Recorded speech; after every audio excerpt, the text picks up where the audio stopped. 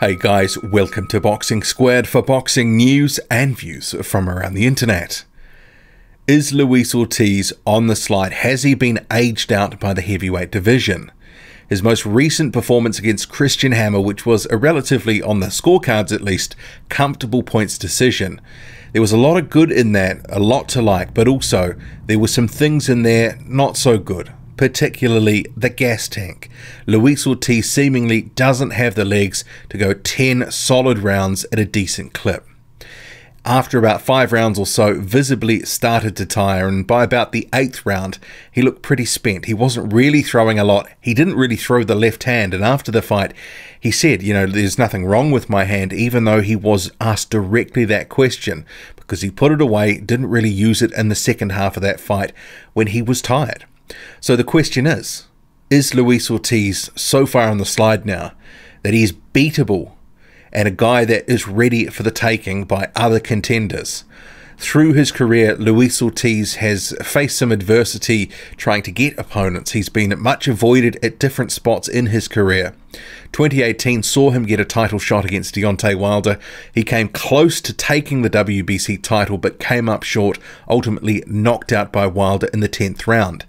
And the issues around stamina came to the fore in that fight, but some of it was sort of brushed to the side because he'd sort of emptied the tank in the 7th round, tried to get Deontay Wilder out of there when he had him hurt, and he couldn't really recover, and Wilder did recover and took advantage of Luis Ortiz as he was gassed.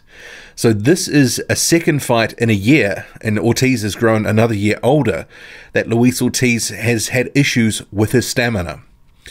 And when you actually look at the Christian Hammer fight, sure, the first 4 or 5 rounds there was a decent amount of action, but it wasn't so high output that it should have led to the sort of decline in stamina that Ortiz had in that fight. Christian Hammer wasn't really throwing a lot of punches. He was throwing the right hand, and that was basically it from about the 3rd round on. So in some ways, it was a bit of a low-volume fight. Ortiz himself was pumping the jab quite often, but generally that was as a rangefinder or just to sort of blind Christian Hammer set up some other work. But it's not like he was throwing a massive volume of punches himself.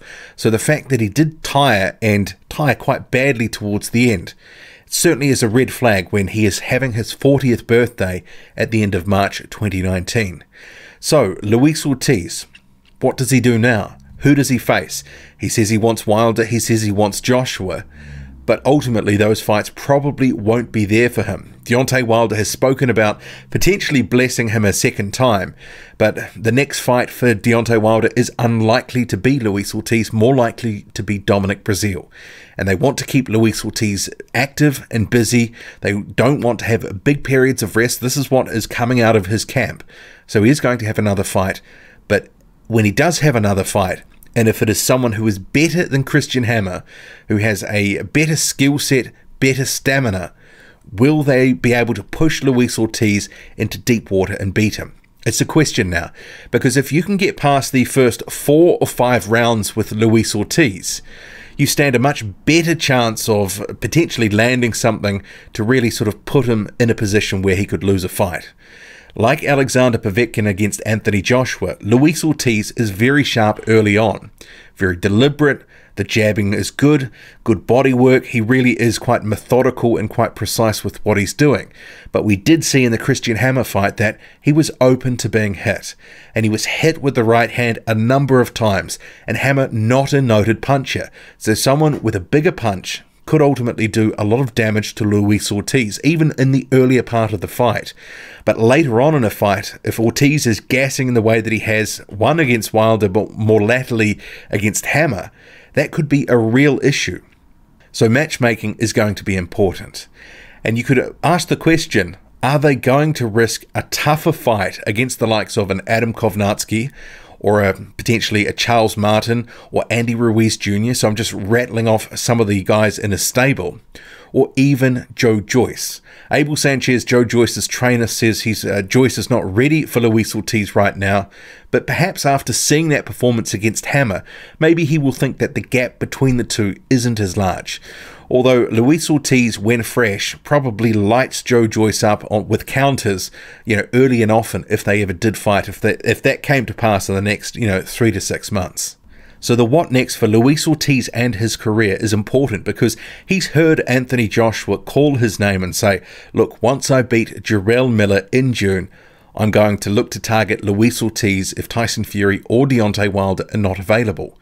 So Luis Ortiz, hearing this is probably, and his camp, will know that actually if they can get through, keep winning, then that Joshua fight, it may be there for him. Nothing is guaranteed. All sorts of things could happen. Who knows? An undisputed fight may happen and Ortiz will never get the chance. But my pick is if they're going to keep Ortiz active, they're probably not going to throw him in with someone so dangerous as to put a potential title shot at risk. Because a Deontay Wilder rematch, it's kind of within grasp. And an Anthony Joshua title fight, it's kind of within his grasp. But this is going to be probably the last year that Luis Ortiz could get a title shot. I think, and I actually said this in my Patreon predictions for 2019 a couple of months ago, I thought that this year Luis Ortiz is going to lose. And I think along with him and Alexander Povetkin, potentially this could be their last year in the division. Maybe next year for Luis Ortiz. We'll have to see. But 2019 could shape as a bit of a last hurrah for Luis Ortiz. And maybe he's only got 1 or 2 more good fights in him. And we've seen now against Christian Hammer, that's sort of shown that he's got maybe 5 or 6 good rounds in him. And then after that, he does tire, and tire badly. And there is a question. He was denying that his left hand was injured. He didn't really throw it in the second half of that fight. Said there was no issue. But a number of people have pointed out that they thought, not only in the fight, but that prior to that fight, that there was some sort of issue with his hand.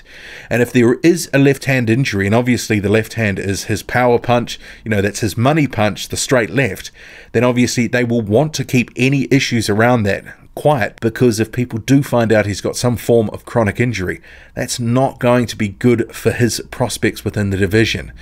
So who knows what will happen next with Luis Ortiz, but it was going to happen probably regardless of the result with this Christian Hammer fight, because he's getting to the age where, fighters of his ilk, a veteran in the division, they do start to decline. I think that Alexander Povetkin performance against Anthony Joshua, Povetkin from 4 or 5 years ago, probably would have been a bit sharper. I've been saying for a couple of years, I think he is on the slide. And Luis Ortiz, I think there is evidence to show, while he's still a very good fighter, very skillful, very deliberate, he'll be sharp for a good few rounds. He is also on the decline. What do you make of it all? Drop a comment, loud and often. Hit like, hit subscribe, follow me on Twitter, boxing_squared. I'm out.